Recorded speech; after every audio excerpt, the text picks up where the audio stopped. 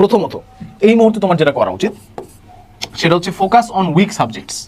তোমার দুর্বল সাবজেক্টগুলোতে বেশি ফোকাস দেওয়া উচিত। এর মানে কি? এর মানে হচ্ছে প্রত্যেকেরই আমাদের এমন কোনো না কোনো সাবজেক্ট বা কিছু না কিছু সাবজেক্ট থাকে যেগুলো আমরা দুর্বল। যেমন আমি পার্টিকুলারলি বায়োলজিতে অনেক উইক ছিলাম, আমি বায়োলজি যতই পড়ার চেষ্টা করতাম কোনোভাবেই ফোকাস দিতে পারতাম না।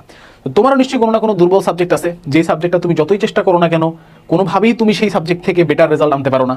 কমেন্টে তুমি সেই সাবজেক্ট সম্পর্কে আমাদেরকে জানাতে পারো। এখন কথা হচ্ছে ভাই, এই দুর্বল সাবজেক্ট নিয়ে আমি কি করবো, একে নিয়ে আমি কোথায় যাবো? সো দুর্বল সাবজেক্ট নিয়ে তুমি কোথাও যাবা না। তোমার দুর্বল সাবজেক্টে সিম্পলি তোমাকে আসলে ডাবল টাইম দিতে হবে।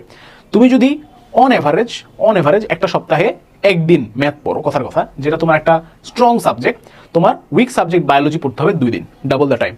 একদিনে, কথার কথা, অন এভারেজ যদি তুমি 1 ঘন্টা ম্যাথ পড়ো, তোমার বায়োলজি পড়তে হবে 2 ঘন্টা। সিমিলারলি ম্যাথ যদি তোমার উইক সাবজেক্ট হয় তাহলে ম্যাথ পড়তে হবে 2 ঘন্টা, বায়োলজি পড়তে হবে 1 ঘন্টা। তার মানে ডাবল দ্য টাইম। যেই সাবজেক্টগুলোতে তোমার দুর্বলতা আছে এগুলোতে তোমাকে সিম্পল হিসেবে ভাই ডাবল সময় দিতে হবে। অর্থাৎ যতটুকু সময় তুমি অন্য সাবজেক্টের জন্য বরাদ্দ রাখতেছো তার ডাবল সময় তুমি এই সাবজেক্টের জন্য বরাদ্দ রাখবা। ডান, বোঝা গেল?